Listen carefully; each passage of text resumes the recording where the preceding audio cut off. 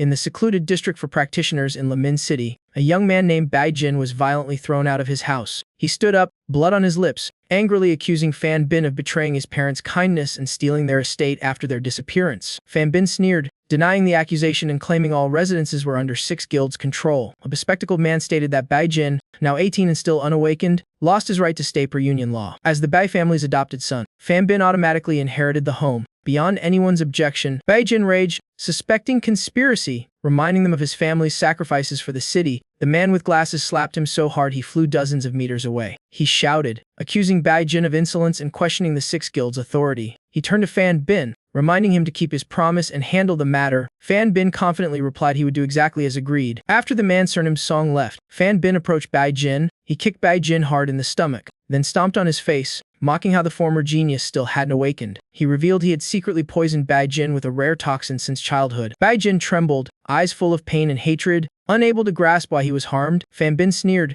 saying the practitioner zone was next to the Star Gate, the safest area, and since the Bai mansion was near it, perfect for cultivation, it now belongs to him. Bai Jin gritted his teeth, bleeding from rage. Realizing it had all been Fan Bin's plot, he declared that without awakening, he'd lose everything to Fan Bin, the adopted son. In despair, Bai Jin cried to his parents, cursing Fan Bin as a traitor. Fan Bin kicked him again, scornfully saying his place was the slums, warning not to return. Battered and broken, Bai Jin limped away from his once home. His eyes burned with hatred and resolve to reclaim everything. Despite knowing the odds, Fan Bin secretly placed a strange object on him, eyes gleaming with malice. He muttered that the useless only become harmless when dead. On the road, the poison in Bai Jin's body flared up, tormenting him. His body trembled, strength fading, regret and unwillingness filling his heart. With blurred senses, he collapsed in a dark corner. Suddenly, a dazzling light tore through the night sky. The beam struck him directly like a miracle. Bai Jin's body glowed brightly, his eyes snapped open. He leapt up full of vitality. Wounds gone, his rebirth cycle technique had activated. Memories of his past life surged back.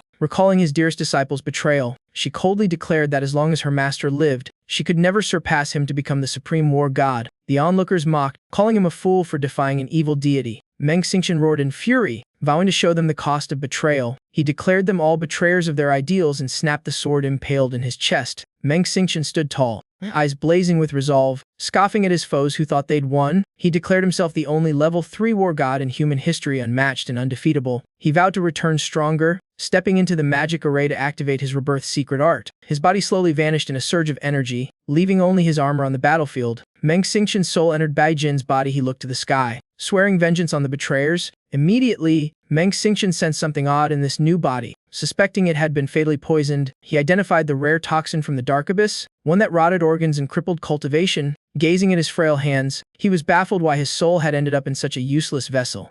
Then, Bai Jin's memories flooded in, from adopting Fan Bin to the betrayal by him and the bespectacled man. In fury, Meng Xingqian cursed Fan Bin, realizing their souls had merged through shared hatred. Before death, Bai Jin's burning desire for revenge mirrored Meng Xingqian's past fury. He clenched his fist, vowing to fulfill Bai Jin's unfinished will. Bai Jin's soul faded into nothingness, leaving behind a cold final gaze in the body to Meng Xingqian. But the body was too weak, almost incapable of becoming a practitioner, let alone regaining former power. Even so, Bai Jin's now Meng Xingqian's eyes burned with SSS-level determination. Nothing was impossible. A sudden spark of memory reminded him of the C quantification technique, one that defied fate itself. It was the Nirvana Law 6 Paths Reincarnation, a legendary art from the Void Temple that rebuilt one's foundation. Yet to use it, he must pass the Stargate's awakening trial and rewrite fate under the name Bai Jin. Bai Jin stepped from the shadows toward the Stargate of Limin City, leaving behind his past in Puro. Limin City, the Southern Holy Hall, was the hub of countless practitioners, where he once fought endlessly. With iron resolve, Bai Jin sought the testing grounds to begin his awakening trial anew.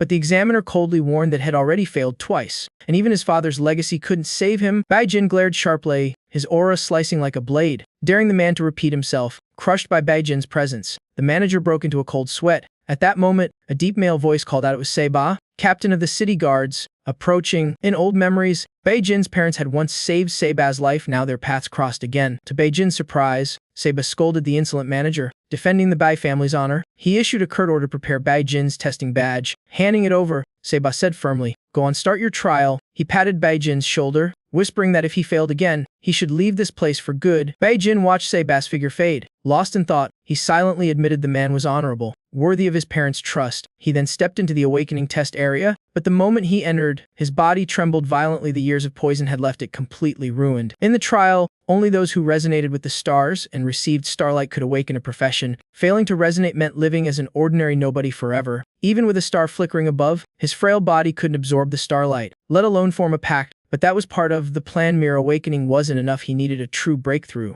Bai Jin clenched his fists, eyes blazing, summoning the six-path reincarnation wheel by burning his soul force to rebuild himself. Though his sastier soul power was weakened by rebirth, it was still strong enough to defy heaven. Golden light enveloped Bai Jin, marking the start of his transformation. On the ground, the six-path wheel manifested, radiating divine brilliance. Beam of intense light shot skyward, stunning every onlooker. The crowd murmured, confused by the sudden blinding starlight. They guessed someone had achieved an extreme awakening, channeling massive star energy, and indeed, Bai Jin had done the impossible. But this was only the beginning. The next stage was the starlight turning into flame. The true awakening. If he endured the stellar fire, he would officially become a practitioner. The old pain returned, yet he stood firm. In darkness, the flames devoured his body, burning like hellfire. When the flames faded, Bai Jin was puzzled. It had ended too easily for such power. A massive black sphere appeared suddenly, engulfing his body. He reached toward it with a grin. This was the real challenge. This was the third layer of the soul flame, the highest stage of spiritual awakening. The fire around him kept shifting colors, from gold to blue, then deep into violet, glowing so bright it seemed to burn space itself. Bai Jin was shocked as the sixth-path reincarnation aligned with the sixth level of soul flame, a trial never before seen. But for him, danger was the only path forward, and SSS-War God never retreats. He roared, using the sixth-tier flame to refine his body, cleanse his bones, and forge new blood. When the dark sphere exploded, Bai Jin emerged with an entirely new body. The great crystal divine toxin was completely destroyed by the spiritual fire. The sixth-path reincarnation proved its worth, a true fate-defying technique. When it ended, Bai Jin was stunned by the profession he had awakened. Before him appeared a mystical compass showing 6 professions at once. He stood frozen in disbelief. Normally, a body could only align with one profession type after awakening. Warrior enhancement boosted strength. Rogue skills granted agility and speed. Mage abilities provided intellect and analysis. Marksman training sharpened perception and accuracy. Knight powers gave resolve and solid defense. Summoner arts invoked chaos and creature control. But Bai Jin possessed all 6 attributes simultaneously, a phenomenon never seen before. In his past life, even SSS-Rank had only heard myths of dual classes, never more than 2. Now, all 6 professions were his, shattering every known limit. With this foundation, his future would surely surpass anything he had ever achieved. The test space began to dissolve, signaling the end of the awakening. Bai Jin stepped out, brimming with aura and ready for a new journey. But right outside, he ran into Fan Bin, the old foe, sneering arrogantly. Mocking his awakening dream, Fan Bin threatened that Bai Jin might survive in the slums, but coming back here would only bring disaster. Bai Jin's eyes turned icy as he uttered one cold word: scram. He walked past without even glancing back. Fan Bin froze at the attitude. Shocked, Bai Jin had never dared act like this before. He gnashed his teeth, unable to fathom how Bai Jin had survived the poison, muttering he'd just finished the job himself. Without hesitation, he drew a knife and lunged, shouting he'd teach him on behalf of his parents. Bai Jin looked at him with a cold, mocking smirk. A fool with only bronze-tier talent and a basic speed skill from an rank rogue.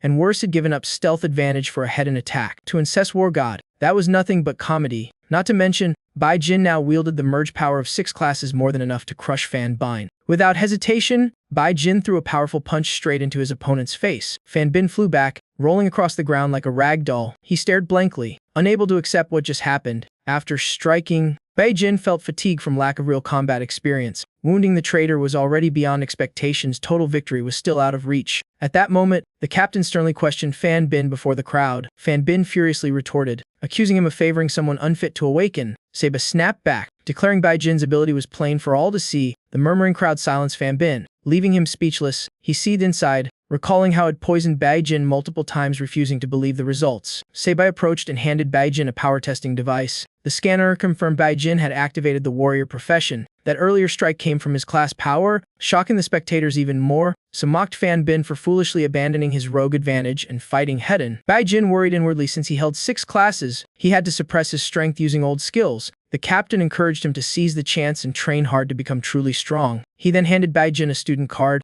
eyes full of hope. Bai Jin took it, determined not to waste another second. He immediately asked about the next talent assessment schedule. Seba pointed toward an armored vehicle nearby, saying that team was about to depart. He hesitated, asking if Bai Jin really intended to join the test right now. Bai Jin confirmed. Surprising him, Seba warned not to waste his only opportunity. He explained that a newly awakened one was just a temporary practitioner. They had to train at the guild and gather knowledge before taking the qualification test. Only after passing that test would they be recognized as official practitioners. Talent was a one-time, lifelong ability one must be fully prepared before choosing. Baijin smiled confidently, saying his past life experience made him more than ready. From afar, Fan Bin watched Baijin's confidence, anxiety and scheming churning inside him. Baijin glared back in hatred, vowing to rise above and erase Fan Bin as a threat. The Stargate gleamed, guarding the grand yet perilous city where danger always lurked. Lone monsters feared the light and dared not approach the gate, but in great numbers, they'd recklessly attack even under starlight protection. Many cities had fallen, their gates shattered, citizens torn apart by beasts. That's why practitioners had repeatedly risen to fight and sacrifice for humanity. Their willpower formed eternal barriers shielding cities from the dark. Their starlit tomes became trial realms for newcomers to train and awaken their talents. Baijin was mentally prepared to face the coming trial. On the transport, he diligently studied a book about martyrs and monsters encircling the city. It revealed the test focused on undead-type creatures, perfectly matching his knowledge. Even with no background or help, his past life had earned him a rare high-tier talent. Silver talent was extremely rare. Bronze even rarer, most had only the lowest level. Only one in millions ever possessed an epic gift. With the six-path reincarnation's aid, Baijin aimed for that new summit epic talent. The armored vehicle entered a gloomy graveyard, the official testing ground. Some dreamed of bronze-tier gifts, mocked by others for their foolish hopes. Spotting Baijin reading, two mocked him for using special favors to join past trials. Baijin shot them a cold glance, ignoring the idiots who'd studied 3 years yet learned nothing. Core knowledge was hidden. Most novices didn't realize the trial required intellect, courage, and iron will. A purple-haired girl appeared, drawing attention. Lin Qi, the prodigy who once shook the profession world. Baijin discreetly observed, noting her soul's abnormal density despite her calm aura. At that moment, two grave wardens overseeing the trial arrived. One was Segong of the Artisan Guild, the other Duanjie of the Warrior Guild, both rank C. Duanjie mentioned Lin Qi as a prize talent prepared by the Archer Guild for this assessment. Segong feigned modesty but was confident Lin Qi would achieve a high-tier awakening. Duanjie smirked, saying results still depended on luck, she might end up average. Segong frowned, clearly annoyed by the ominous remark. A senior elder behind them urged everyone to hurry and not delay further. Another warden spoke, asking the group to honor the fallen heroes before beginning. He reminded them that such sacrifices had preserved humanity, and the test-takers must inherit that spirit. He warned the trial carried deadly danger. It was their first true life-or-death challenge. The secret realm would last only one day. Those seeking talent must rely solely on themselves. As the spatial gate opened, the group stepped through one by one. Those who mocked Baijin still jeered at him for reading right before the trial. A fat man blocked his way arrogantly, saying Baijin didn't belong there. Baijin ignored him and walked forward coldly, making the man furious enough to provoke a fight. But the man was instantly pulled into a dark space facing a tombstone, the start of his trial. Surrounded by giant spiders, he panicked and quickly failed. Faint runes appeared above his head, the worst result, non-ranked talent. Meanwhile, another passed the test, shouting with joy for earning bronze-tier talent. This trial let participants absorb starlight energy to shape their talent, but failure meant gaining nothing. Lin Qi approached, warning that going deeper meant deadly danger, though the rewards might be immense. Baijin politely thanked her, adding that relying on external aid could never pass a true trial. Lin Qi was stunned that had noticed two hidden high-grade puppets undetectable to normal eyes. While walking, Baijin checked his notes, confirming a nearby silver-rank sword-type spirit. A brilliant sword light suddenly slashed toward him, carrying the pressure of starlight force. He instantly dodged, twisting away from the lethal strike. With palms together, he respectfully declared his wish for a picture talent. At his words, the silver spirit's soul dispersed, seemingly moved by sincerity. It impressed the realm but cost him precious time. The secret realm was pitch black, with only a few flickering lights making navigation difficult. Luckily, his book held exact coordinates. Using the data, Baijin determined the right path led to the center, carefully avoiding spirits drawn to his unique aura. Two silver spirits fought midair over him, leaving Baijin exasperated. He wondered if he had underestimated how radiant his soul was. Hastily declining, he retreated, explaining his goal was the epic tier. The two spirits could only watch helplessly as he vanished into the distance. On his way, several other spirits sent invitations, all gently refused by Baijin. After much effort, he finally escaped the silver-rank territory. Attracting so many spirits proved his immense potential for high-tier talent. In a dense forest, Baijin suddenly sensed a battle aura. Looking over, he saw Lin Qi being overwhelmed by a spirit from her ancestral line. He sighed inwardly, thinking she clearly hadn't heeded his warning. Lin Qi panicked, not understanding why her family's ancestor was enraged. The spirit gave no reply, firing 3 furious arrows. Each arrow transformed into a skull-headed hound lunging at her. Struggling to defend, Lin Qi screamed that this wasn't a test but an assassination. She begged for mercy, asking forgiveness if she'd somehow offended, but the spirit coldly repeated one word, unworthy. Then a 4th arrow became a 2-headed dog, charging with murderous intent. She tried to dodge, sorrow and confusion flooding her heart. She couldn't fathom why the spirit once praised by her clan rejected her so harshly. It all felt completely wrong. The spirit drew its bow again, shouting for her to leave immediately. She cried and pleaded to be told her true mistake. From afar, Bai Jin called out, asking if she still hadn't realized why she was being rejected. Linky turned to see him, surprise and frustration flickering in her eyes. She recalled 5 grueling years of training, always determined and preparing for this very trial. As the most anticipated prodigy of her generation, she swore not to yield. Upon her oath, her soul flared with light, spirit flames igniting in resonance with the ancestor spirit. Bai Jin nodded in approval, deeming her finally worthy of being an archer, for the trial measured not strength but courage and spirit. Those guardian puppets had been the barriers lowering her evaluation. Now she understood. Doubt stirred within her who exactly was Bai Jin to possess such deep knowledge. At last, she passed the trial and earned the spirit's recognition. A golden seal shot from the spirit's hand to her forehead, granting Linky an exceptionally rare talent. Bai Jin quietly admired her great potential born from such a precious gift. Afterward, Linky shyly thanked him. He simply replied calmly. He reminded her to leave soon, warning of lurking dark spirits nearby. She promised to be cautious but still wondered why he was in such a hidey zone. Turning away, he stated his goal to seize an even greater talent, stunning her with his audacity. Looking back, he told her to keep his presence secret, his arrogant tone only deepening her confusion. She froze in disbelief as he continued deeper into the most mysterious area. He stopped before a massive gate wrapped in golden chains. Suspecting it was a replica of the underworld's door, based on martyr records and mapped routes, he was confident his guess was correct. A colossal beast emerged suddenly, its aura nearly forcing him to his knees. Sweat poured down his face as he estimated its strength at least drank. With his current spiritual power, he couldn't withstand that overwhelming pressure. Though the trial wasn't purely about strength, physical endurance still meant survival. The dense spiritual energy made him realize it was a perfect place to grow stronger. Without hesitation, he sat to meditate, channeling a treasured art from his past life. This was the technique that had made his name, now fused with formation arts to hasten cultivation. He suspected it simultaneously activated 6 rare physiques. His cultivation speed skyrocketed. When his spiritual power reached 99, it halted the ceiling of the apprentice stage. Though not yet at breakthrough, his enhanced body was now battle-ready. The giant beast abruptly rose, its savage eyes locking onto him. He instantly recognized it as a Drank fire-type monster known for burning souls. The watching spirits across the realm were astonished. After centuries, someone had reached the final gate, faced with crushing spiritual force. Bai Jin remained calm and unshaken. He smirked, dismissing it as a mere creature despite its 3 ghostly heads. Even under immense pressure, his gaze stayed resolute. His past life self might have been cautious, but now, he felt no fear. Using advanced inner arts, he nullified the suppression completely, enraging the beast into a furious charge. He swung his weapon and struck the monster with a fierce blow.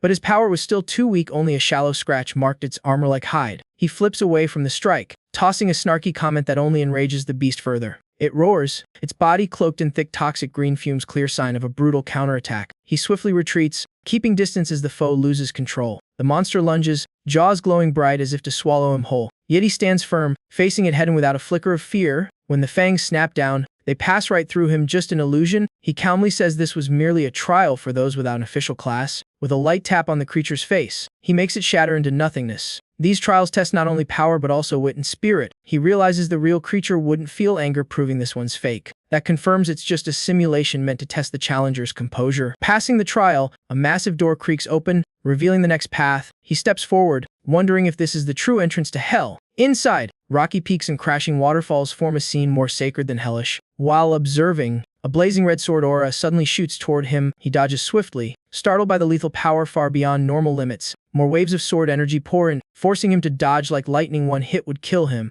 At that moment, a legendary spirit appears, sword halting inches from Bai Jin's face. He stands firm and declares he's neither lucky nor reckless. The spirit radiates pressure, demanding why someone of low rank dares enter a legendary trial. Despite the threat, Bai Jin calmly argues that if this were pure strength-based, no one could challenge a legend, while inwardly admitting their power gap. The spirit smirks coldly, saying he's naive to think entry equals victory. As soon as he speaks, the scene shifts, dragging Bai Jin into a crimson battlefield. He's shocked to find himself in a simulation where his spiritual power jumps to rank E. Outside, other spirits rage, accusing Lindai of trickery, saying one thing, doing another. Lindai was once in rank war god, infamous for his less than noble deeds. Legendary trials usually crush trainees. Bai Jin's body is a rare exception. One spirit wonders if Lindai will go easy on him, but others dismiss it. Rules are absolute. In the simulation, Bai Jin admires the spirit's power to project another's consciousness into battle. Lin Dai tosses his sword aside, declaring hell fight barehanded. Bai Jin only needs to make him step back once to win. Bai Jin focuses intensely, believing mere past glory won't guarantee Lin Dai's victory. Without hesitation, he charges at blinding speed, catching the opponent off guard with flawless technique. His sword aura floods out like a tidal wave, overwhelming the unarmed foe completely. In a flash, his blade's tip touches the spirit's neck too fast for any reaction. Lin Dai freezes, unable to believe the youth's technique surpasses even his own, like facing a super-tier war god. For a split second, Bai Jin's past life image's incest war god flickers behind him. He stares straight ahead,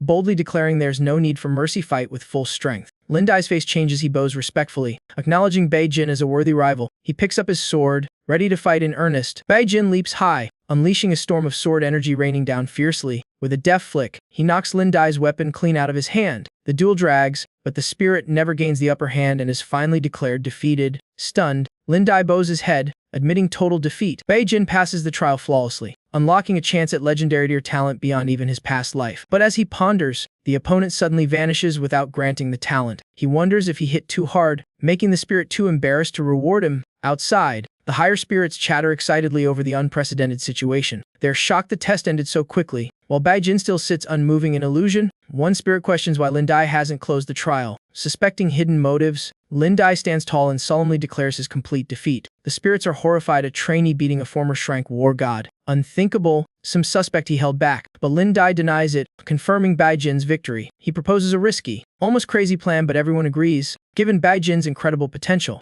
In the illusion, 6 radiant purple lights appear at once, stunning Bai Jin. He stares blankly, unsure who they are. Turns out, they're 6 legendary spirits, each representing a different profession. He wonders why such powers gather here. Was there once a cataclysmic war? An old man strokes his beard, impressed that Bai Jin shows no fear before their crushing aura. He calmly says if Bai Jin dares fight all 6 of equal realm and wins, earn all 6 legendary talents, lose everything. Bai Jin is stunned. 6 legendary inheritances as one prize. Unbelievable. Before he can respond, the elder cuts in, allowing him to walk away with his current gains if he won't risk it. A female spirit mocks him, saying he's scared to fight and disappointed she won't see a good show. Instead, Bai Jin bursts out laughing, eyes gleaming. Finally, something truly exciting. Feeling their heroic spirits, he shouts acceptance of the challenge, ready for an all-out battle. The spirits laugh heartily, admiring his bold confidence. The battle begins. 6 spirits move into formation. One even jokes lightly, warning him to be careful. Bai Jin analyzes silently. They know each other too well, so he must break their tight coordination first. He identifies the main threat, the stealthy rogue creeping up from behind. With sniper-like senses, he quickly detects the enemy's position. With a lightning counter, the rogue spirit is blasted out of the fight. A rogue could never match a warrior like him. The spirits freeze one down in just a single move. They instantly get serious, roaring as they launch a full-scale assault. Bai Jin uses rogue techniques, weaving gracefully through the attacks, combining assassin speed, mage cunning, and knight endurance. He takes total control. The sorcerer casts lightning, but it fails against his high magic resistance. He closes in one critical strike, drops the fragile mage instantly. The archer fires poison arrows, but Bai Jin's warrior body shrugs them off before he smashes the archer with one blow. The remaining 3 grow angry, commanding the knight to block while summoning beasts to attack. A massive bear is called forth. The knight traps Bai Jin's legs with a snare skill. Is held tight, unable to move. As the bear's claws descend, he taps in his special summoner physiology, activating beast control skill. He reverses the bond with the summoned creature. The bear immediately turns on its master, swatting the knight away before he can react. The female summoner freezes, unable to comprehend the total loss of control. Bai Jin approaches coldly, asking if she can last without her beast protector. One strike ends it. Only Lin Dai remains standing. He walks toward him, asking if he still wants to fight. Lin Dai just smiles helplessly and concedes. The 5 remaining spirits step forward as the old man praises Bai Jin as a once-in-a prodigy. Impressed by power beyond trainee level, they unite to bestow legendary tier talents upon him, forming a radiant purple light around him. Overjoyed by gaining all 6 legendary talents, Bai Jin still wonders if they can truly merge. As the 6 streams of talent flow and they begin to fuse together, after merging, the aura release surpasses even legendary rank. His glowing body stuns the spirits. They can't fathom what tier this is. Sweat drips down his forehead as the fusion nears completion but starts fracturing. He grits his teeth, refusing to quit at the critical moment. Merging his past life with divine radiance, a majestic golden figure appears, lending him strength. Bai Jin's heart emits green light, illuminating the entire space. In the talent hierarchy, this new level above legendary has never been recorded beyond all knowledge. Finally, Bai Jin succeeds, forming the legendary talent Heart of the Hero. Unseen in history, this power lets him grow stronger the more he fights, healing and empowering himself by slaying foes. When cornered, he can sacrifice blood and soul to unleash tenfold might. The spirits gaze proudly, fading away content after witnessing a miracle. Before leaving, they smile, entrusting Baijin to illuminate the world's future. He pours wine in farewell, vowing to fulfill the wishes of his predecessors. Outside the hall, Linky appears, her golden ear talent shining and drawing admiration and envy. Takung applauds, declaring Linky truly the top genius of the Lin family. Linka blushes, modestly saying the praise is too much. She's not quite there yet. Takung mocks the warrior guild, saying they're only good at bragging before exams. Duanzia flares up, vowing the warrior guild will soon produce a golden tier genius. Takung sneers back, while Linky just sighs at their endless bickering. She looks around but still can't see Baijin. Warring is still inside the hall. At that moment, Takung stands before the secret realm gate, announcing its closing soon. Linky interrupts, insisting there's still time. Someone might not have exited yet. Takung doubts it, saying anyone still inside must have failed. Just then, a stranger steps out. Everyone's shocked to see it's Baijin and whispers he hid inside, too scared to take the trial. Linka blushes in surprise, realizing this is the first time she's heard his name. Baijin faces the mockery with a cold stare, seeing them as narrow-minded fools. Jia steps up, demanding to know what talent he gained in the test. Before Baijin answers, his whole body bursts into radiant light, stunning everyone. Someone shouts it's a golden tier talent glow, something never seen before. Baijin thinks inwardly that thanks to the mythic heart of the hero, he can simulate any talent, and showing golden tier makes future moves easier. He turns to his former mockers, telling them to stop sneering and train seriously instead. The crowd breaks into cold sweat, realizing they've just insulted a supreme genius. Linky doubts his words, knowing he ventured deep into the forbidden zone. He could have gained only golden tier. As if reading her mind, Baijin signals her to keep it secret. She blushes again, finding him mysteriously unfathomable and wondering what secrets lie deep within that place. Duanzia stares without blinking, annoying Baijin, who snaps back as past the trial already. Right? Duanzia yells at being called bushybrow, furious at the disrespect, but he quickly changes tone, grinning and praising Baijin as the pride of the warrior guild. The crowd is speechless, thinking him shameless. He just learned the boy's name yet claims to have mentored him still. The exam this year was insane. The news quickly reaches higher-ups. 2 golden tier talents discovered. One confirms the names Linky as one, and the other is Baijin. When Fan Bin hears Baijin's name, he's furious, unable to believe the boy gained golden tier talent. At the warrior guild, Duanzia brings Baijin back, stirring huge commotion. He introduces Baijin as one of 2 golden tier prodigies, young, gifted, and strikingly handsome, earning widespread admiration. Baijin feels a bit embarrassed, realizing how heavy the golden tier title truly is. The guild master hands him a certification card. Duanzia pats his shoulder, officially recognizing him as a professional of the Li Min City Warrior Guild. Duanzia excitedly leads Baijin away, saying talents like him deserve the guild's special privileges. Baijin muses inwardly that this place truly values exceptional talent. They arrive at the guild treasury, where Chen Guan has prepared his reward, a small ornate chest. Inside lies the Fist of Resolve manual, a top-tier beginner warrior skill, plus 10 low-grade spirit stones. Chen Guan emphasizes it's a special reward for prodigies. Duanzia is astonished. Back in his day, he only got 1 stone. Times have surely changed. Baijin studies the manual, his instincts warning that something's off. Chen Guan smiles invitingly, urging him to start training now for best results. Baijin finds Chen Guan oddly interesting, replying with a fake warm smile. In a sealed room, Fan Bin impatiently demands Chen Guan's report. Chen Guan closes the door,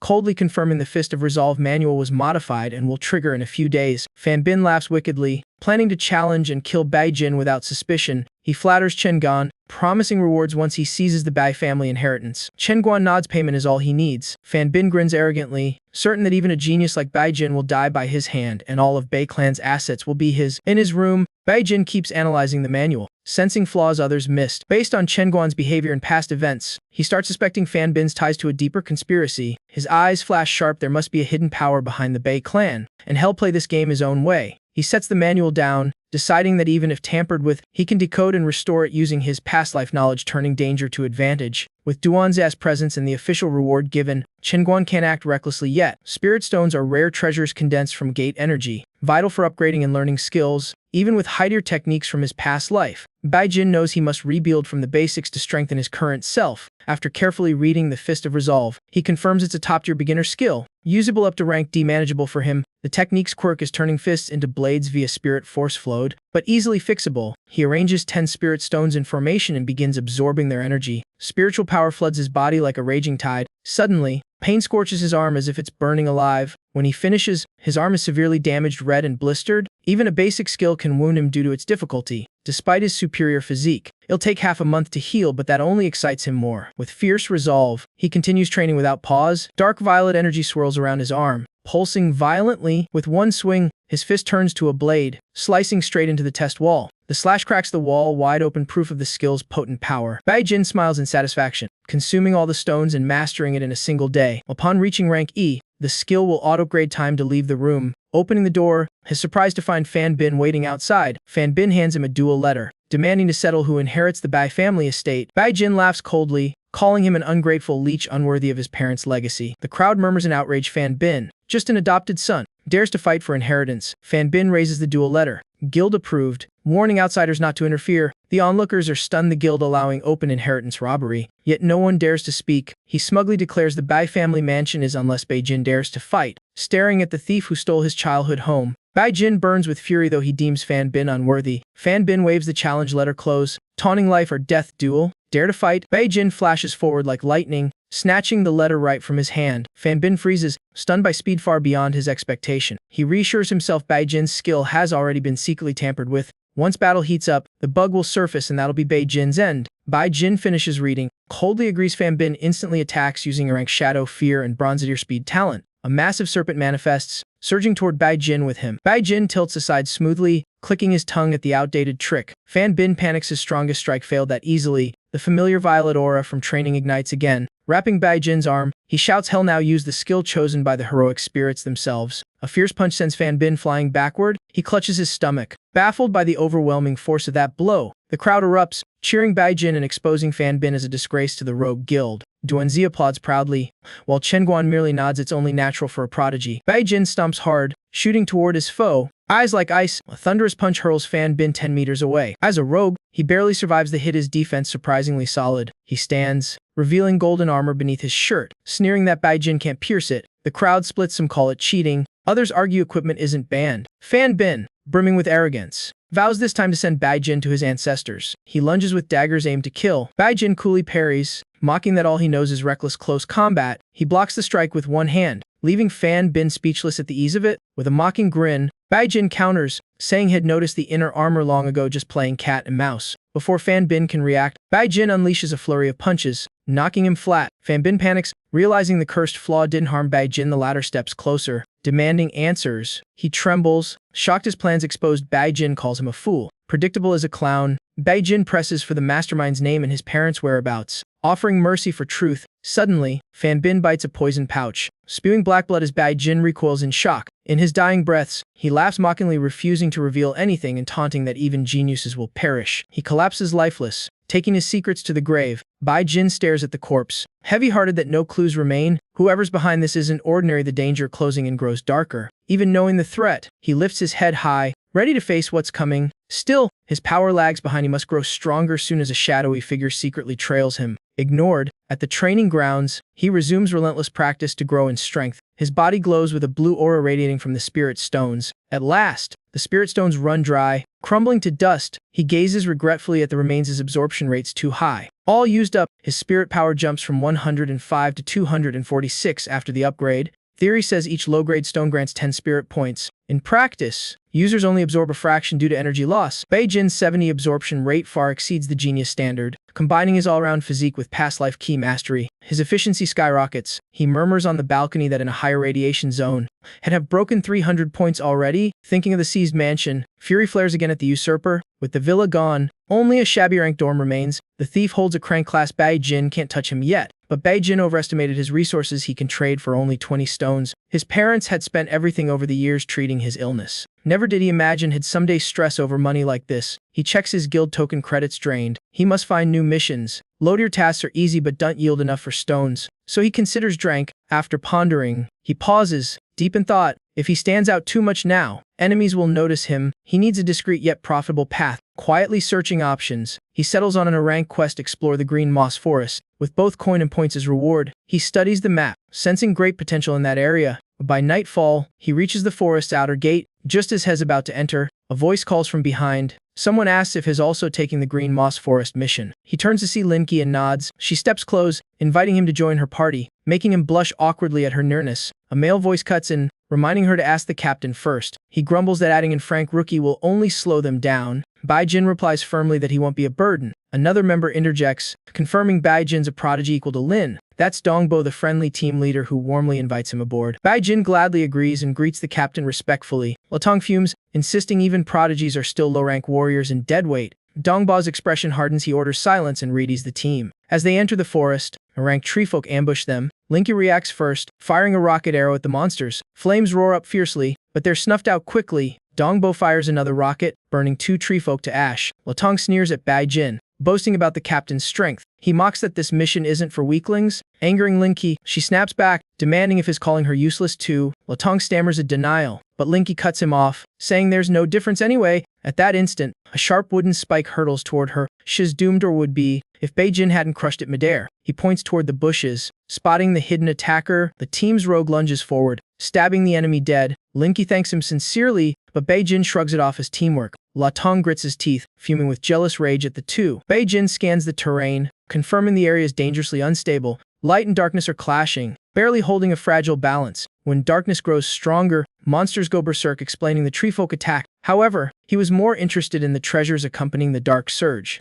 That was the true reason he accepted the mission. Eyes blazing, Dongbo declared the mission complete and signaled the team to retreat. Bai Jin secretly decided to return to the forest alone after the team left. At that moment, Latong grumbled about the mission ending too soon and the meager reward. He suggested going deeper into the forest for more gains. Dongbo agreed and asked for opinions. The team unanimously supported it. As they prepared to advance, Latong deliberately attacked, demanding Bai Jin leave the team. Bai Jin secretly rejoiced for having a reasonable excuse to withdraw. Linxi immediately objected, saying he was perfectly capable. However, Dongbo sided with Latong, fearing safety risks if he stayed. Bai Jin voluntarily withdrew, whispering to Linxi that he had his own plan. Dongbo comforted him and promised a share of the reward. Bai Jin thanked him politely. Latong watched him leave with satisfaction, proud to have removed the burden. Bai Jin watched the group depart, silently warning they were overreaching, but he felt relieved knowing Linx's 2 companions were actually Drank bodyguards, not a rank as they appeared. Finally free to act, he headed toward the core area, moving like a ghost through the branches. He realized this was the territory of the twisted black treefolk. As predicted, treefolk suddenly lunged out, attacking wildly. Under the dark influence, the monster was stronger and smarter than any previous record. He dodged nimbly, countering with a strong punch that only cracked its defense. Even so, he knew its weakness was fire, so he summoned simple flames through his omnipotent physique. Using the Ki Ring Fist combined with summoned fire, he incinerated the creature in a single strike. He was pleased with the skill combo's effect but noticed his spirit energy drained too fast. He needed new techniques. A beam of light flew from the monster's corpse. Bai Jin absorbed it, feeling power surge through his battleborn body. He cut open the corpse and pulled out a dense black spirit crystal. Bai Jin realized the dark energy made forest beasts produce rare crystals. These crystals contained little pure energy and were tainted by darkness, usually useless, but he could refine them using special Kaigong to extract clean energy. While cultivating, he kept calculating in his head. Behind him, a group of treefolk quietly surrounded him. Bai Jin smirked when he spotted more dark spirit crystals. He stood up, ready to fight. The horde surged like a tide, tightening the encirclement. Despite fierce fighting, Bai Jin almost got hit, overwhelmed by numbers, but his keen senses and agility saved him just in time. Facing a pack of A-rank beasts, he sneered fearlessly, his battle talent flared, body bursting with energy as he tore through enemy lines. With omnipotent power, Bai Jin moved freely among the monsters. Compared to his past life, this scene was unbelievable. After wiping out the foes, he collected more crystals and absorbed extra energy. Suddenly, he sensed something unusual. The tree roots nearby glowed, absorbing the corpses, leaving him puzzled. The trees tightened. As if trying to trap him, the whole forest came alive. Vines surged into attack. Bai Jin leapt high, dodging a strike that shattered stone behind him. The boulder exploded instantly under the assault's force. With this sudden danger, even Dranks would struggle to survive, let alone him. Even with heaven-defying talent, Bai Jin was still frank and couldn't act recklessly. He activated a secret recovery art, turning his body invisible to biological senses. Thus, the blind vines couldn't detect him. Bai Jin moved easily through the forest, escaping pursuit. He guessed the forest's dark source had mutated, but finding the root in such vast woods wasn't easy. Suddenly, several vines chased him, making him suspect something odd, but their target was a small treefolk ahead, not him. The little creature was surrounded, struggling helplessly on the ground. Bai Jin dashed in and rescued it from the tightening vines. He noticed the tiny being emitted pure light, untouched by darkness, and tried to communicate. The little treefolk waved happily, as if saying thanks. He was amazed it had intelligence and friendliness. Bai Jin asked if it knew where the dark power in the forest came from. It quickly pointed deeper into the woods. Bai Jin rejoiced at finding a guide. Without hesitation, he followed the direction the treefolk showed. Elsewhere, Lynx's group was fiercely battling forest monsters. Dongbo unleashed a powerful skill, slaying 3 treefolk in one move. He boasted to Lin Xie that they were more efficient without Bai Jin. Lin Xie fumed, thinking he was being arrogant at such a dangerous time. She worried for Bai Jin, believing his true strength far surpassed his rank. Suddenly, a team member rushed back with urgent news. All the treefolk corpses along the path were swallowed by the forest. Before they understood, branches and leaves attacked wildly. Vines bound Latong tightly, making him scream for help, but it was too late. He was impaled and killed instantly before everyone's eyes. The vines then puppeteered Latong's corpse, roaring threats to kill the team. Meanwhile, Bai Jin followed the little treefolk toward the dark core. On Lynx's side, Latong's death became both a loss and a disaster as he was turned into a main monster. With blooded eyes, Latong screamed and charged, vowing to slaughter all professionists. Dongbo instantly fired his strongest fire skill at him. The arrow nearly hit but was blocked by vines around Latong's body. Dongbo panicked as his strongest attack failed, and Latong grew even more terrifying. He lunged forward, roaring that head flattened Dongbo like a pancake. Linixi shouted a warning. Terrified that Dongbo wasn't reacting, Latong's speed froze Dongbo in place, driving her to despair. At that critical second, two blue beams shot out and struck Latong, making him scream. Latong staggered back from the hit. Quick-witted Ali pulled Dongbo to safety. He was shocked to be saved and realized it was a low-level spell. Looking back, he was stunned to see the two Drank members. They no longer hid their identities, lamenting the forest's sudden danger. Linixi began to understand they were agents sent by her family to protect her. She was touched, thinking of her father's concern. The two reassured her, saying they'd handle everything and told her to stay calm. The battle erupted, blue light flaring then fading fast. The two Dranks were severely wounded and forced to retreat. They were stunned by the speed of the black branches controlling Latong. The branches regrew endlessly even after being destroyed.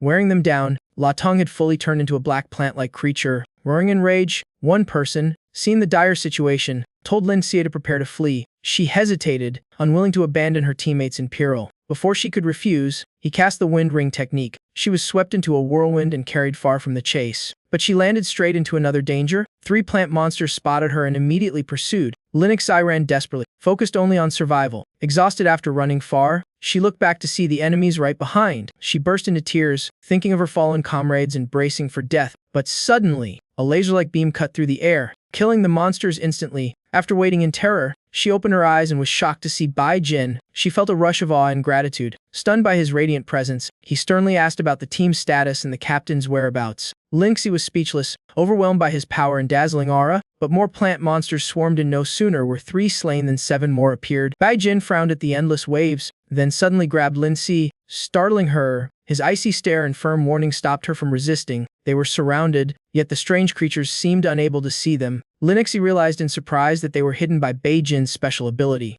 Bai Jin felt awkward under her infatuated gaze but kept focusing on concealing their aura. They hid inside a large hollow tree, where Bai Jin seriously questioned her about recent events. He wondered why even the Dranks in the team couldn't change the outcome. Linux froze, confused how he knew those two's secret identities. She grew wary, demanding to know how Bai Jin learned classified information. Bai Jin coolly replied that it was obvious, nothing mysterious. He added bluntly that their disguise was awful, only her team failed to notice. Then he criticized her weak observation despite her superior talent. Each of his words cut deep, leaving Linxi in tears of guilt and self-blame. Even as she sobbed, Bai Jin showed no sympathy and urged her to explain everything. Fearing more scolding, Linxi tearfully recounted the entire forest disaster. After hearing her out, Bai Jin seemed unsurprised, as if he had already guessed. Regaining composure, Linxi suggested returning to camp for reinforcements. Bai Jin dismissed it coldly, saying rescue was no longer possible. He thought privately that even Aranx could handle this if done right. Her Drank team being wiped out was pathetic. Linxi, baffled, asked how Aranx could possibly beat Latong's monstrous power. Bai Jin didn't bother explaining. He stood decisively and said, "Lead the way, I'll handle the anomaly myself." A massive blue vortex blocked the treefolk's advance, keeping them at bay. Inside it, a wounded Drank professionist struggled to defend his comrades. Bai Jin and Linxi hid atop a tree, silently observing the situation. Seeing her captain in danger, Linxi panicked and begged Bai Jin for help, willing to sacrifice her life in exchange. But he replied coldly that she was the only one who could save them. Linxi was confused. She couldn't even save herself, let alone others. Bai Jin sternly told her to activate her inherited talent, which perfectly suited her. Although she couldn't yet control it, Bai Jin urged her to awaken her potential if she wanted to save lives. She listened silently. A faint golden light appeared on her forehead, then faded, disappointing everyone. Biting her lip, she pleaded with Bai Jin for further guidance. Bai Jin calmly instructed her to steady her mind and focus on sensing her gift. She closed her eyes in meditation, concentrating deeply as the mark on her forehead glowed brightly gold. When she opened her eyes, her pupils had turned a molten metallic gold. Seeing that mark, Bai Jin recognized it as the Eagle Eye talent. Perfect for an archer, he thought she had great potential but shuddered at the idea of teaching someone again. Unaware, Linexi rejoiced at feeling her special power for the first time. She could now see Latong's aura, with hordes of tree folk clinging to him like tangled vines. Baijin told her to focus harder, saying seeing wasn't enough. Linexi gritted her teeth, pushing her limits further. Finally, she saw a purple orb inside Latong's body, the energy core controlling him. Baijin confirmed the anomalous power centered on Latong, the nexus of the entire forest. A frontal assault would fail, but striking the weak spot would collapse him instantly. Hearing that, Linexi felt enlightened and eagerly prepared to shoot. But before she could act, Baijin flicked her forehead painfully, scolding her for being reckless. He stressed her current power couldn't pierce Latong's defense and that she needed strategy. Despite the pain, she humbly admitted fault and asked to learn more. Her attitude pleased Baijin, who began lecturing like a seasoned mentor, pointing out her errors. Linexi absorbed it quickly, eyes bright with newfound understanding. Though still uncertain, instead of her usual fire arrow, she suddenly shot a sharp, freezing ice arrow. The arrow flew straight into the weak point, freezing Latong solid. Even as he struggled, his body was locked completely in ice. Linexi smiled softly, glowing with unexpected triumph. She shyly turned to Baijin, whispering her success, cheeks flushed with pride. But realizing the situation, she quickly warned the ice effect wouldn't last long. Without a word, Baijin drew his dagger and dove like lightning, radiating dominance. She watched his figure in awe, feeling the warmth beneath his cold exterior. She thought it'd provide support, but he chose the reckless path, charging Latong head-on. She cried out in panic, fearing the ice arrow only slowed him briefly. If Baijin rushed in now, had faced imminent danger, but he stayed resolute, fully aware Latong's defense far exceeded typical drank beasts. In truth, having Linexi use the ice arrow was merely the opening move of Baijin's plan. He channeled his energy, both hands erupting in fierce flames as he unleashed the fire burst technique. A fairy punch struck Latong's frozen core, triggering a massive explosion from the clash of opposing energies. In an instant, the combined strike completely shattered his dantian. Linexi was stunned as Latong's solid armor shattered under Baijin's blow. The vines covering Latong's body fell away, revealing a glowing black core in his abdomen. Without hesitation, Baijin delivered another flaming punch right at the weak point. The destructive flames burned the core to ashes, eradicating Latong completely. He was freed from corruption, his body slowly reverting to human form. Dazed, Latong blankly asked who he was, unaware of what had happened, but upon seeing Baijin, his vile nature resurfaced, and he began shouting insults. Baijin didn't let it slide, coldly replying and throwing the taunts back. He exposed Latong's cowardice one line at a time, accusing him of letting darkness consume his once great potential. The harsh truth hit like a hammer, making Latong tremble with rage at being exposed. Refusing to admit fault, he blamed Baijin and charged in chaos, but Baijin's patience had run out. He wouldn't show mercy to someone like that. With a light flick, he sent Latong flying into the bushes, blood spraying like rain. The impact shook the ground. When the dust cleared, Latong was dead. A purple energy stone rolled out. It was a mid-grade dark crystal, radiating dense ominous energy. Baijin absorbed it, but the dark power was instantly repelled by the blue light within him. He sneered inwardly at the feeble evil energy hardly worth caring about. After finishing, he glanced around. The miasma faded, plants withered, and the mutation signs subsided. Linexi relaxed and rushed to check on the team. After checking, she was relieved they were merely unconscious from exhaustion. Not in danger, Linexi turned to Baijin with eyes full of gratitude for saving everyone. Baijin nodded slightly and approached, saying softly he expected more than a simple thank you. The cryptic remark left her flustered, wondering if Baijin might have feelings for her after all. She was a famed beauty from a noble family. Seeing her blush, Baijin suddenly turned serious, reminding her of their profession oath. The reminder made her recall that she'd been told to keep everything about him secret, and today was no exception. Realizing her silly thoughts, she noted that Baijin was simply stressing the area was stable and they should prepare to leave, so she hurriedly asked about his next plan. Baijin bluntly said he would head to the forest's deepest area to investigate the anomalous source. Linexi was puzzled by the term source of mutation. Feeling foolish again whenever near him, he left her to care for the others while venturing deeper alone. Noticing the forest recovering after Latong's death, however, the true origin of the anomaly still hadn't appeared and was difficult to trace. Suddenly, the little tree folk popped out from his coat, eagerly offering to lead the way. Baijin smiled, patted its head, and entrusted it with navigation. The tiny guide enthusiastically pointed the direction and led him forward. With the route clear, he dashed like the wind toward the destination it showed, carefully observing the area. The place reeked of decay and thick black mist, clearly the anomalous core, yet he sensed something suspicious lurking within. Suddenly, the little tree folk glowed and touched the large tree ahead.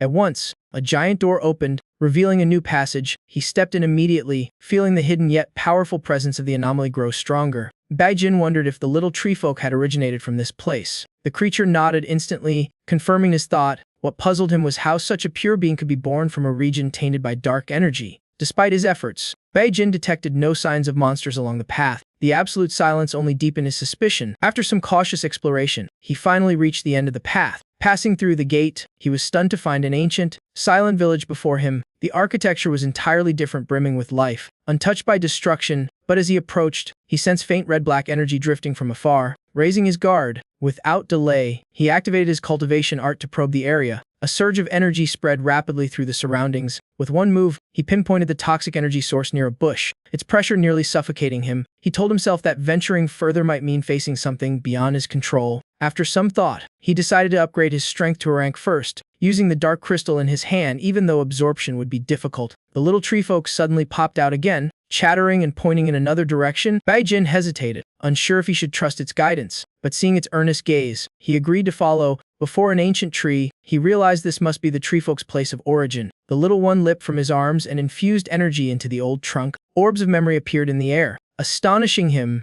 Within them, he saw the wooden house he once passed, home of the treefolk. But suddenly, one orb shattered, dragging all the memories into oblivion. The little treefolk bowed sadly, eyes pleading for him to uncover its tribe's fate. Unable to refuse, he nodded but warned that the village might have long been destroyed. He gently set it on his shoulder and leapt over the front barricade, landing firmly. He silently hoped the treefolk had escaped, but that hope shattered fast. Before him lay a tragic sight, countless treefolk corpses scattered everywhere. Darkening the air, the little creature sobbed bitterly on his shoulder, its cries echoing in the sorrowful silence. He softly patted its head, whispering for it not to look any further. All around stood brutal proof of a merciless reality none could avoid. In the grieving stillness, the little one's weeping pierced the heart like a blade. Though pained, Bai Jin stayed calm, carefully studying every detail, knowing he must be the one to stay strong. Suddenly, the tree folk stopped crying, leaping onto his shoulder with determined eyes. Resolved to go on, he smiled faintly, touched by the courage of this young yet bravurthamos creature. Together, they stepped into the shadowed ruins,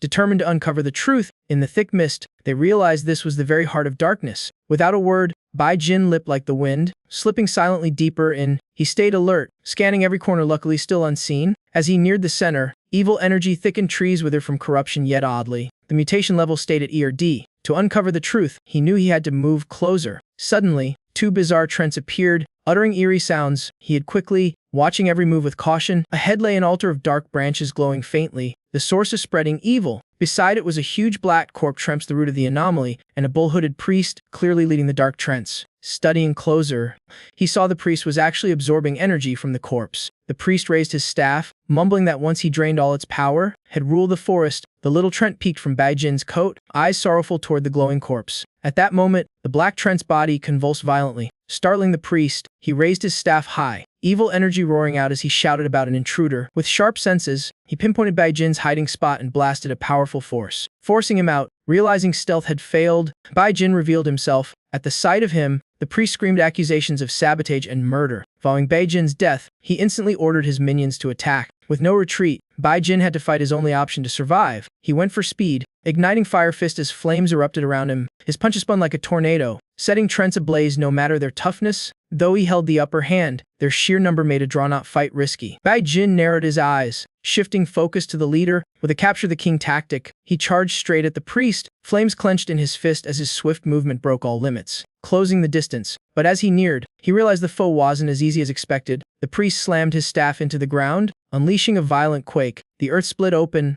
shockwaves blasting in all directions. He dodged just in time. One hit and had been in serious trouble. The sheer power amazed him. The priest roared triumphantly, mocking human weakness and proclaiming his victory. Bai Jin was stunned. His opponent was not just a mage but also a warrior, far stronger than imagined. Under crushing pressure, he only smirked coldly, mocking the self-proclaimed king. Enraged, the priest charged to crush him instantly, but Bai Jin had a plan. In his hand was a black spirit stone, meant for slow refinement but now his only choice. He crushed it, letting dark energy surge through his body. Ready to face the raging monster? A creature like you, dreaming of being king? Hilarious. At that moment, Bai Jin's energy erupted, breaking through to rank E with stats over 410. A violent explosion shook the altar, sending dust and fire everywhere. From the smoke, the Trent priest was blown away, looking utterly defeated. Bai Jin emerged calmly, a brief grin flashing before his sharp vigilance returned. Even with his fiery technique, it wasn't enough to finish it. The priest staggered, hissing with hatred. Badly wounded, the black Trent priest screamed madly, refusing to be shamed by a human. Dark aura surged over the area, but Bai Jin knew rage would only expose openings. Suddenly,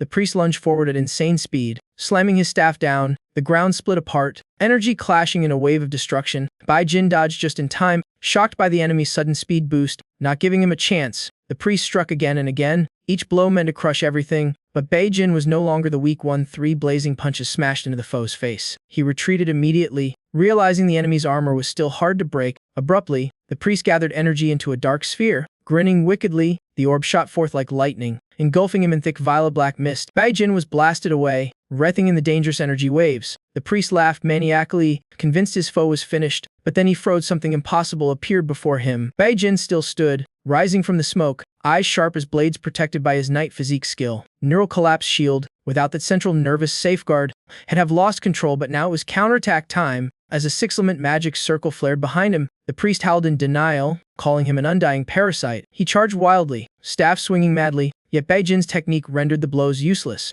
Baijin drew an old dagger, a gift from his parents at 12. Though crude, paired with the frost short dagger art, it could turn the tide. Steel gleamed in his hand, power surging sharply. He steadied his stance, 2 opposite forces coexisting in perfect balance. The Black Trent priest rushed in, hammering down heavy strikes. To Baijin, it was a joke. He slipped past and struck fatally. Frost spread instantly, freezing and sealing the wound. Seizing the moment, he unleashed a flurry of deadly combos at the weak spot. Without pause, he followed with a blazing punch straight to the head. The monster roared, staggering as a small explosion burst from its shoulder. Baijin spun around, ready to end it with one final slash, but the creature glared coldly, spitting a chilling threat. Suddenly, a massive strike crashed down beside him from the giant Black Trent corpse. Branches fell from its back. The awakening had begun. A thunderous roar echoed as the colossal beast slowly rose, feeling its overwhelming aura. Baijin realized this was a grade D creature. Dark energy from the whole forest gathered into its body, forming terrifying power. In the face of danger, Baijin's warrior blood ignited, unlocking his full potential. Far away, Linkus' comms device suddenly crackled with static. A hurried voice came through, announcing reinforcements on the way. Linky gripped it tight, urgently calling for them to hurry, but the signal cut off instantly, filling her with fear and worry. At that moment, she felt a massive surge of evil energy shooting skyward. That dreadful aura came exactly from where Baijin was fighting. With turmoil in her heart, she could only pray for his safety. On the altar, the colossal creature glared down at Baijin menacingly. Even under crushing pressure, his eyes stayed calm and analytical. Though the monster's base power was only rank, its absorbed corruption was limitless. Dragging it out meant doom. Determination flared no matter the cost. Had fight to the end.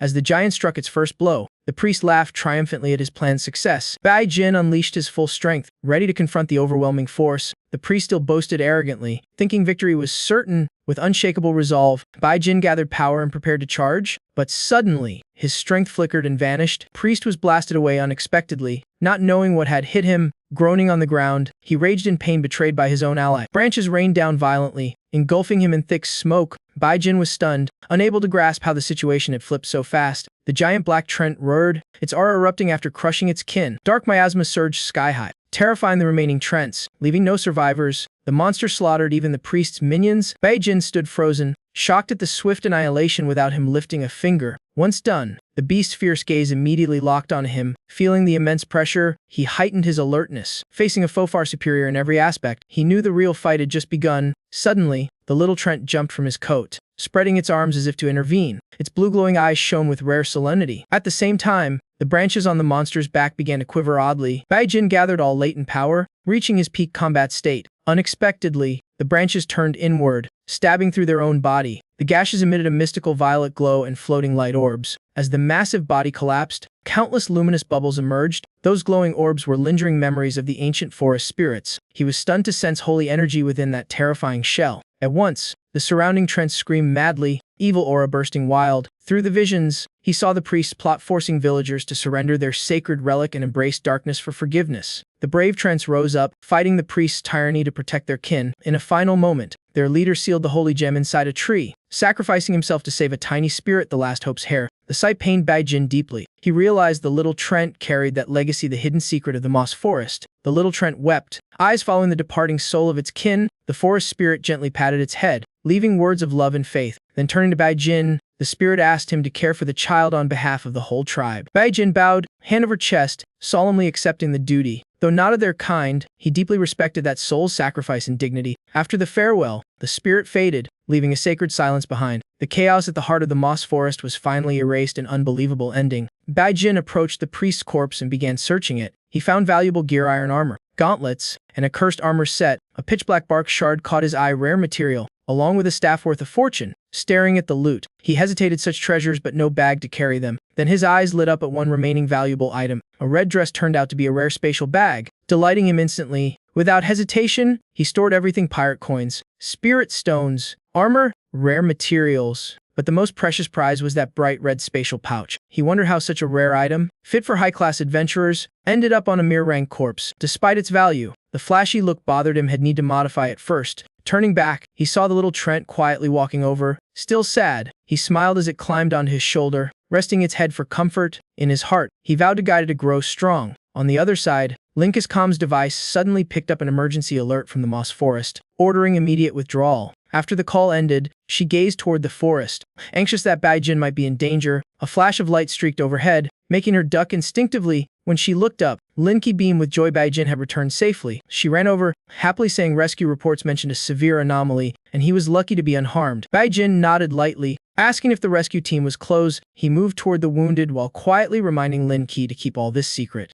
Without another word, he lay down pretending to be unconscious to avoid suspicion. Linky frowned, muttering, "Still acting unconscious, someone give him an Oscar." Just then, she spotted the rescue team rushing toward them. Seeing her safe, the captain sighed in relief and ordered her to retreat with the team first. After stabilizing things, he led a group deeper into the forest to find the cause of the anomaly. As the rescue team's silhouettes faded, Linky remained staring after them. Troubled, back at base, the injured were taken into advanced treatment chambers. Noticing Baijin about to leave, Linky called out, wanting to say something, but he turned coldly, telling the captain to send his reward, and walked away. Without giving her a chance, he shut the door firmly, never looking back. Linky froze, and before she could react, her comm lit up with a pressure-filled question. Hesitant but loyal, she replied there was no one else. The captain revealed the anomaly had ended, but signs showed a ranked or even rank leader had intervened. Sweat trickled down Linky's neck as she thought, could it be Baijin, the man who claimed to be just a beginner in Limen City? Baijin walked slowly, mind focused on the spirit stones had just gained. He told himself that refining them, no matter how hard, would fuel long-term cultivation, but to wield the main skills of 5 professions without arousing suspicion, he needed a new plan. Suddenly, the little Tren on his shoulder squeaked loudly from hunger. He chuckled, patting its head and promising food at home, but then froze. In front of him, a man arranging furniture, Song Kyan, the career district shop owner, after Fan Ben's death, had taken over the Bai family villa and was redecorating it. Recognizing Baijin, Song Kyan mocked him, saying the villa he left behind wasn't bad at all. With an icy grin, Baijin told him to enjoy it while he could. He gave a faint, taunting smile before leaving, his challenging gaze lingering in Song Khan's mind. He entered Limen's black market, bustling, dangerous, yet full of opportunity. For now, he prioritized appraising his loot before finding new profession skills. But the little Trent began wailing from hunger, forcing his attention. It even pushed away the bull meat burger he offered with a pouty face. Baijin blinked. Maybe the little Trent couldn't eat meat, its tastes were nothing like a human's. Looking up, he spotted the treasure nest pavilion sign and decided to stop there for food. But once inside, the crowded chaos made him sigh. Had be waiting forever. He quickly noticed an appraisal shop next door with almost no customers, a perfect chance for fast, low-tier evaluation. As he stepped in, everyone stared, murmuring at his boldness to enter such a troublesome place. They whispered about the shop's weird rules, wondering why that handsome fool walked right in. Just past the door, a huge notice board caught Baijin's eye, but before he could read it, a man blocked his way mockingly, mentioning the trial formation rules. Failed to break it, and you take 3 hits from him. Still time to back out if you fear pain. Baijin smirked, thinking the owner clearly needed help but preferred theatrics. Instantly, the doorman Jita charged at him for insulting his master. Unfazed, Baijin began analyzing the formation. It was a rare one used to stabilize a sorcerer's energy during ascension. He noted the energy flow was clogged and the caster likely suffered internal imbalance. The reward wasn't worth it, a total scam. Hearing that, Zieta boiled with rage, refusing to let some rank punk insult his master. Baijin calmly countered, pointing out dangerous symptoms of light gate overabsorption. Just as the punch was about to land, a cold female voice ordered him to stop. A woman emerged, offering rich rewards if he could solve the formation. Baijin sneered, saying her tone sounded more like begging. He turned to leave, tossing out a venomous remark, "Tell your master to prepare for death." But as he reached the door, Zieta blocked his path again. He tried to act tough, but one glance from Baijin crushed his spirit. Overwhelming fear from a mere rank E. Zieta trembled, bowing and pleading for help for his mistress. Baijin replied coldly that apologies couldn't erase hatred. Just then, the door swung open, and Zieta clenched his teeth in anger. He suddenly turned and knelt before Baijin in front of the crowd. The onlookers were stunned. Why was the infamous guard bowing? And who was that young man? A girl stepped out of the shop, bowing to apologize for her and her subordinate's rudeness. When Baijin saw her face, he froze. It was someone who had once fought beside him, an old comrade in arms. She smiled, saying she'd promised to welcome him if he ever came to her city, never expecting such a reunion. He smiled wistfully, recalling the days when he'd been a rank adventurer fighting with her ancestor. He asked her name. She confirmed she was Xia Dan and repeated her offer of generous reward if he helped. Bai Jin's tone softened. He agreed to assist. He first requested they identify the item on the list had given. Meanwhile, Xia still doubted, thinking the youth might be a fraud or assassin in disguise. But Xia Dan trusted him, only she knew her illness. Yet he described it perfectly, proving he wasn't ordinary. She warned Xia not to question him again if word got out. The consequences would be dire. This was their only chance. The two faced each other, ready to begin the treatment. She removed her cloak, revealing a glowing mark on her chest that caught Bai Jin's eye. He explained that there were many spirit formations: combat, support, and ascension control types. Studying closely, he identified it as the spirit pattern core array, activated only from rank to upward, a rare natural gift. Xia Dan was shocked. It turned out her illness was actually a sign of a high-grade talent. Such power was usually hereditary, meaning her ancestor must have been a golden archmage. Though she'd never heard of it, Bai Jin was puzzled. How could a descendant of a great mage not know her heritage? Mentioning her grandmother, Xia Dan hesitantly said she had been a great mage who died in battle before passing on her teachings. Hearing that, Bai Jin felt a pang, so his old comrade had perished. He decided to teach her the triple sense of spirit flow, a secret art once belonging to her grandmother. She focused intensely on training, face tense with effort. Bai Jin watched carefully. She was far below her ancestor's level. After an hour, she finally grasped the basics, reasonably so. Suddenly, a faint white light shone from her chest. Catching his attention, the light darted into his mouth, stunning him. It was pure spirit energy, exceedingly rare. He refined it instantly, dissolving the dark spirit stone at once. With that energy absorbed, his cultivation speed soared tenfold. Riding the momentum, he refined all remaining dark spirit stones to reach rank. With supreme confidence, he believed raw power could overcome any danger. But a surge of spirit force sliced across his face,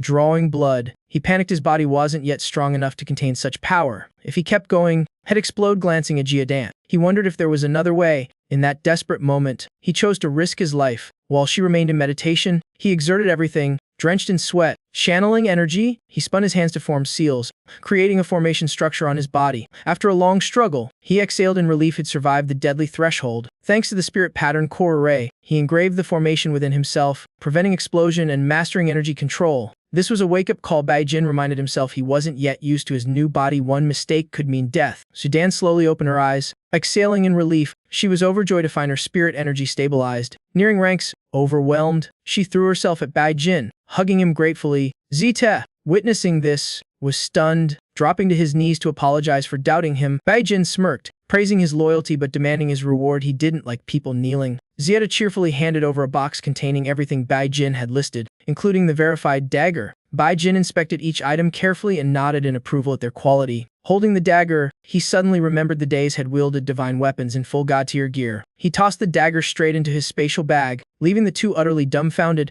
Spatial bags were rare even for rank elites, and their respect deepened. When questioned, they denied knowing anything, though both now saw him as a hidden master. Exiting the shop, he was surrounded by curious stares. After all, the appraisal goddess had escorted him out herself. Even after gaining so much, he felt like he'd forgotten something important. Suddenly he remembered he still hadn't figured out what the little Trent could eat. His spatial bag suddenly shook violently, startling him. Opening it, he found the little Trent devouring all the precious herbs inside. He grabbed it, pinched its cheek playfully, scolding it for eating his priceless Reed Earth spirit roots. In Li Min Guild Hall, he was still mulling over its weird eating habits. Annoyed yet amused, he hoped the little brat would grow into a terrifying battle asset someday. Looking at the mission board, his eyes caught a prodigy profession tournament with an absurdly high reward. Ripping the paper off, he smirked coldly, determined to join after memorizing the rules. Onlookers whispered he was crazy, freshly awakened and already entering a top-tier event. When Bai Jin showed up at the arena, the crowd buzzed. Lin Qi and her friends were stunned. Had actually come. His first opponent, Bao Boy, an overweight ranking knight, mocked him with arrogance. But before the laughter ended, Bao Boy was launched skyward by a flaming punch. The crowd froze, sweating coldly. One blow had flattened the challenger. Bao Boy stubbornly yelled to keep fighting, even while sprawled on the ground. Suddenly, Bai Jin sensed two energies, one familiar as Song Qian's, the other dangerous and unfamiliar. Taking advantage of his distraction, Bao Boy lunged with a sword strike. Bai Jin didn't even need a weapon. His fire fist sent the attacker flying easily. After that match, no one dared underestimate him. The arena fell silent. Lin Qi cheered, while her friend realized Bai Jin's explosive power was extraordinary. She nodded outwardly, but inside knew her own golden talent couldn't compare to his. On stage, Bai Jin kept knocking out opponents effortlessly. He turned coldly, warning the crowd to stop their pointless chatter, asking why the spirit chose him, not them. As silence spread, he smirked. Now they believed he truly possessed a body-enhancing divine gift. Next, he represented the warrior guild against Leo from the Night Guild. A figure in a black cloak stood, removing it as he stepped onto the stage, radiating fierce energy. Leo, younger brother of Le Sung, is famed for his great potential among professionals. Lo's buddies loudly demand to teach Bai Jin a lesson to remember. Bai Jin's eyes narrow. The fierce aura earlier came from this foe. As the match begins, Leo taunts him, dropping Le Sung's name like a warning. Bai Jin feigns confusion, pretending not to recall who that is. Then he mocks, recalling that it's the guy controlled by a dark dream until death. His words cut deep, making Leo furious and unleash his mighty spirit power. Leo, a top-tier ranker, needs just one more win to reach rank. Even so, Linky still has full faith in Bai Jin. Leo thrusts his spear with fierce, relentless combos. Bai Jin notes the assault's decent, but still under his control. He draws his sword calmly, blocking every strike without flinching. La's spear tip can't pierce his blade, leaving him stunned. The crowd gasps at the young man's reflexes and precision. After several rounds without advantage, Wei grits his teeth in anger. Bai Jin smirks mockingly, ridiculing Lei's sword skill with icy provocation. Leo grinds his teeth, refusing to believe a rookie could be this strong. The absurdity rattles him. Panic rising within, unwilling to lose, he secretly swallows a raging spirit core, band enhancer. Instantly his body erupts with wild energy. Power skyrocketing, he slams the table, startling onlookers. Someone shouts his hit drank. Leo now charges like a raging dragon, intent to crush everything. Contrary to expectations, Bai Jin stays cold, not a hint of fear. Spear and sword collide, shaking the arena as stone shatters. Bai Jin's sword breaks. The spear lunges at lethal speed. Leo roars triumphantly, thinking revenge complete. But his joy dies when the spear tip fails to pierce the foe. Bai Jin looks up, eyes blazing hot enough to burn. Leo had known all along about the banned drug, no surprise there. Now the spear stuck to Lai's hand. Bai Jin counterattacks. He activates a spirit array, drawing ambient energy into his body. Flames engulf him, every gaze fixed in awe. With one strike, he blasts Leo into the wall, ending the match. Tongkan's grin freezes, sweat pouring as disbelief strikes. The referee opens his mouth to scold but falls silent. Bai Jin coolly says if the foe hadn't used drugs, he wouldn't have hit so hard. The referee just studies him quietly, suspecting he's broken into a rank. Under everyone's stare, he stands firm like a mountain amid storm. Lai tries to rise, but agony pierces his chest. He looks down to see blood gushing from a fatal wound. Coughing blood, he collapses, eyes still burning with defiance. The knights who once scorned him fall silent, now filled with respect. One whispers, the warrior guild truly found a treasure. Worried about the situation, Duan Chat decides to attend the tournament himself. A group of men depart at once, plotting against both Bai Jin and Duan Chat. While walking, Duan Chat halts. He spots Chen Guan approaching. Upon meeting, Chen Guan immediately yelled at Duan Zia. He reported that Bai Jin had died while taking the exam in Duan Zia's place. Hearing that, Duan Zia froze in disbelief, unable to process it. While still shocked, Chen Guan ordered Duan Zia's arrest for investigation. Meanwhile, in the arena, Bai Jin was announced the victor amid cheers from the referee. A rookie topping the contest stunned the crowd with an unprecedented feat. Despite winning, Bai Jin felt slightly let down by the reward but content since his pet's meals were covered. Gong Zhesh marveled at Bai Jin's skill and praised his dazzling victory. Longqi quietly vowed to train harder after seeing the result. Gong Zhesh turned serious, considering sending Bai Jin to the Dawn Furnace trial. Though uneasy about it, despite concerns, he knew only hardship could temper a pro like Bai Jin. At that moment, a car sped swiftly down the road. Inside, Bai Jin leisurely fed his pet its favorite treat. He eyed his ugly side pouch, planning to replace it and surprise everyone back at the guild. The driver curiously asked why someone so young left the tournament so early. Hearing it was already over, he was shocked it usually ran late and eagerly asked who'd won. Bai Jin bluntly replied that he himself was the champion. The driver was stunned, thinking Bai Jin had mental trauma and was fleeing training. Chuckling, he sped toward the warrior guild in good spirits. But upon arrival,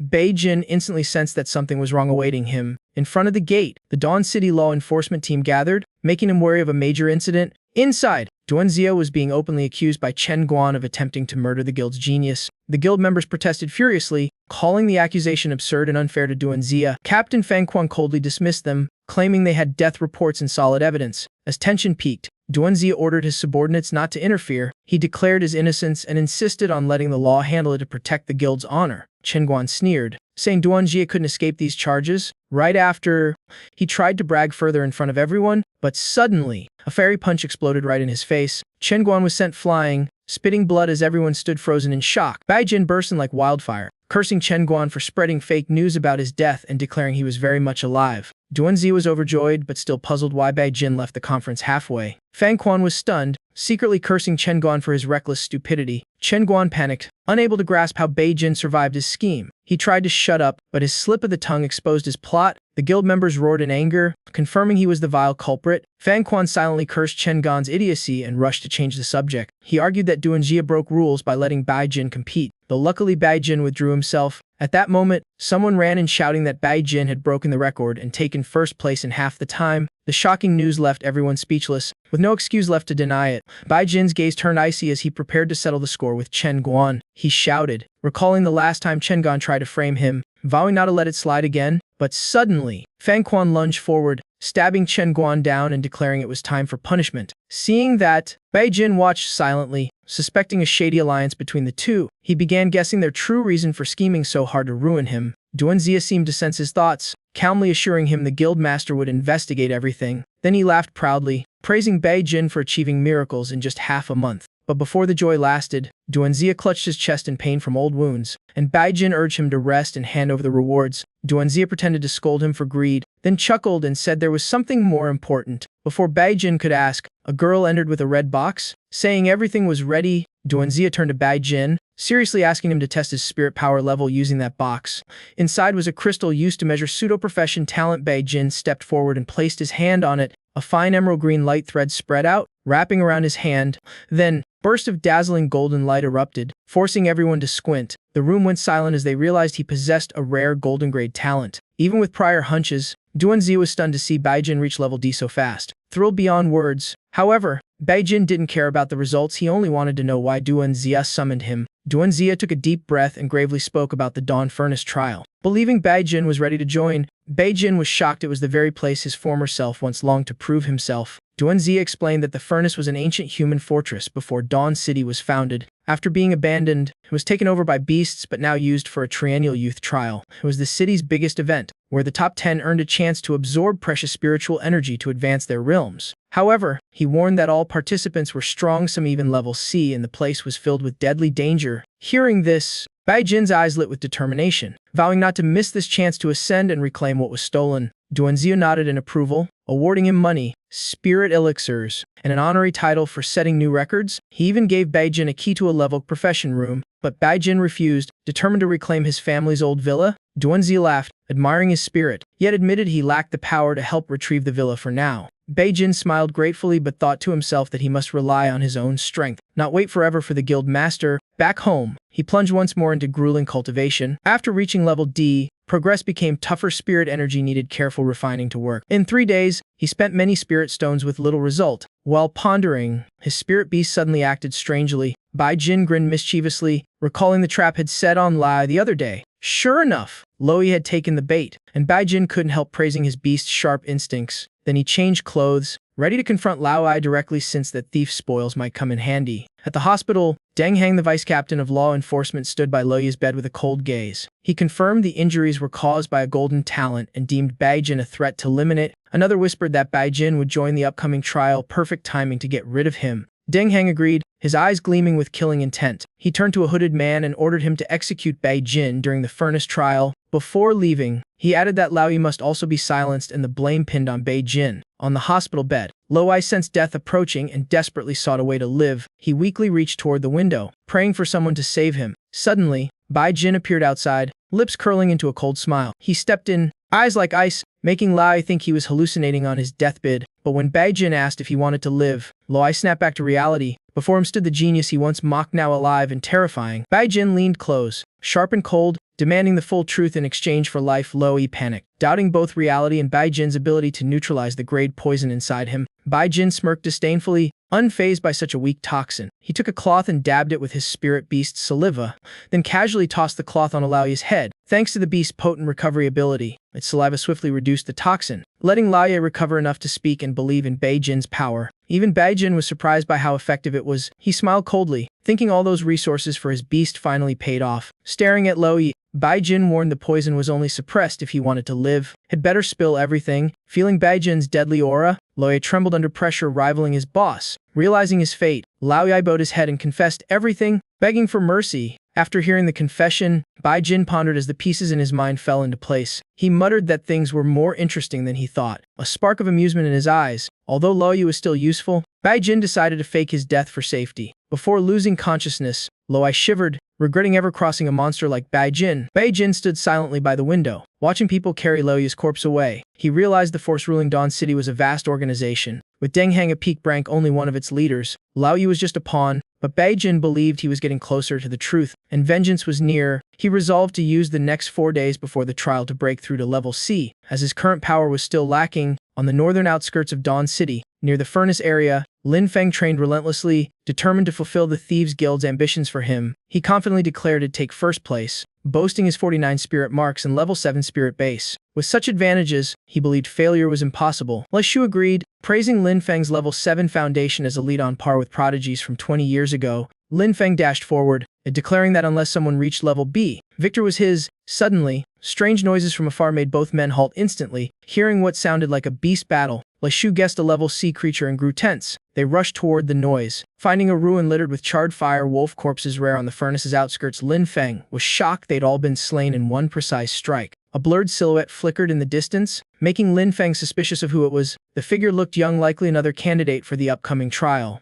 A formidable, unexpected rival had appeared, making even confident Lin Feng uneasy about the power gap. Lai Shu noticed his unease and sternly warned that arrogance is the blade that kills talent. Lin Feng bowed and promised to learn. Lai Shu added that Dawn City hid many experts they'd yet to know. At the city gate, Bai Jin coldly eyed the slain beast behind him, regretting the lost harvest. He gazed ahead, recalling the glorious history of this place, where his ancestors once forged miracles amid chaos. Duanzi ran out, worried because Bai Jin refused to join a team and chose to act alone. He feared Bai Jin might miss the start of the trial. Bai Jin smiled reassuringly, saying he had just been delayed by a few low-level beasts. Duanzi sensed an unusually strong aura from Bai Jin. Amazed by his rapid change in mere days, Bai Jin playfully denied it, saying he had only just reached level D, but in truth, his brutal training had pushed him far beyond. Not wanting more suspicion, Bai Jin switched topics, pointing at Duanzi's wounds with mock concern. Duanzi puffed his chest proudly, claiming a few scratches meant nothing to a tough man like him, but then he accidentally hit his wound, groaned in pain, and awkwardly said it just itched.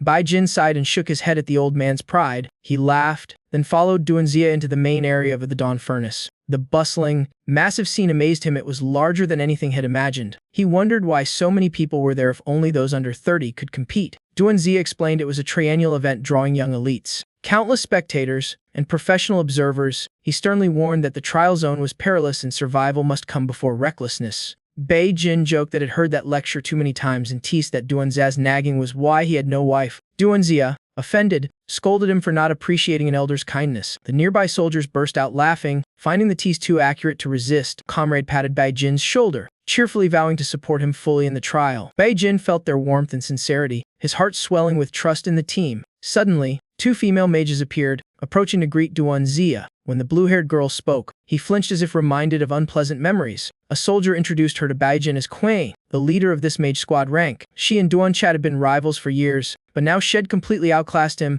making every meeting painfully awkward for him. Kuangxi stepped up, mocking how his skills hadn't improved a bit over time. Then she turned to Bai Jin, teasing that sending a newly awakened guy into the match was basically a death sentence. Duanchat snapped back, saying Bai Jin was just a small part. The guild still had plenty of real geniuses as their main force. He declared confidently that the Warriors Guild would crush the Magicians Guild this time. Kuangxi squinted challengingly, suggesting a bet to spice things up. She smirked, saying a normal fighter like him could afford much, so betting 1 bottle of Great Spirit Elixir was fair. The whole guild team broke into a sweat at the high stake, but out of pride, Duanchat angrily accepted. Kuangxi, satisfied, turned away with one last taunt, promising to settle scores after the trial. As she left, tension thickened among the warriors. Everyone worried about Duanchat's reckless gamble. Even he froze, wondering why he'd been stupid enough to agree. The Great Spirit Potion was his most precious item, yet he forced confidence, urging his team to win at all costs. Just then, loudspeakers announced the official start of the trial. A black gate opened like a bottomless vortex, swallowing all surrounding light. The contestants entered one by one, stepping in a deadly journey inside the mysterious ruin. A comrade advised Bai Jin to stay in the safe zone and use his badge for help if needed. He nodded, secretly thrilled to go solo. He hadn't gone far when an rank hunting dog blocked his way. With a casual flick, he crushed the beast effortlessly. He muttered about the scoring system. Frank kills gave no points. Rank 1, drank 10, and crank a solid 100. He decided fighting weaklings was a waste and set out to find bigger prey. As he ventured deeper, Bai Jin was suddenly surrounded by a pack of beasts. Despite their numbers, he just frowned slightly, hardly worth worrying about. Fire flared in his palm as he shouted, daring them all to attack together. With just a few blows, he incinerated the entire pack before they could react. Though each gave little, the sheer amount of blood essence was perfect for boosting his spirit power. So he gathered it all, looking at Baijin's space pouch. The little spirit beast grimaced, calling it outdated and unworthy of a higher professional. Baijin just laughed, saying he still needed to learn some fashion sense. Not far away, one of Deng Heng's lackeys spotted him, grinning evilly at the unexpected luck. The crank peak thief planned to strike but hesitated warily. He remembered Deng Heng's order: Baijin must die to monsters, no direct attack,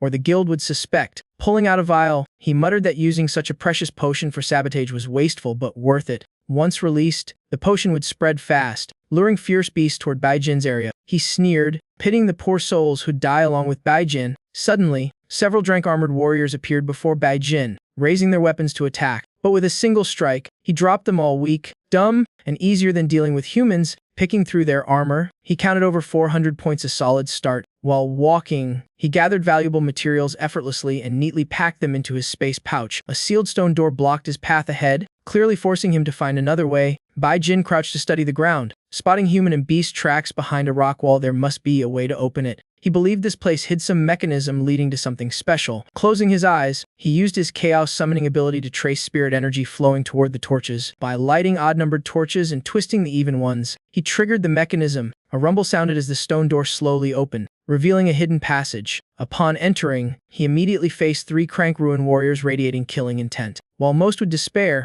Baijin only smirked, his eyes burning with battle spirit. He saw it as the perfect warm-up to uncover whatever secrets lay ahead. With a taunting wave, he beckoned them to attack. Unwilling to waste time, the 3 puppets lunged at once without hesitation. At the same time, the mist from the blood-clearing elixir began seeping into the cave. It spread toward the stone gate, luring vicious beasts closer. Facing 3 crank monsters, Baijin had to unleash his full power. Blazing punch sent one flying in an instant. The remaining 2 charged wildly, attacking with insane speed. But their strikes passed through an illusion Baijin had dodged earlier, had once paid dearly for a blink-step skill from the black market, an instant teleportation technique. Exploiting their opening, he unleashed 2 rapid finishing blows, downing the last warriors. But strangely, they didn't die, their wounds sealed, and they kept fighting. Baijin frowned, realizing that even with blood essence recovery, he couldn't last forever like this. Looking around, he noticed the area was covered by a special puppet-controlling formation. Turned out, it was this mechanism that sealed the space and allowed endless puppet revival. He guessed this used to be the treasure room of Ruined Dawn, already looted by earlier adventurers. Suddenly,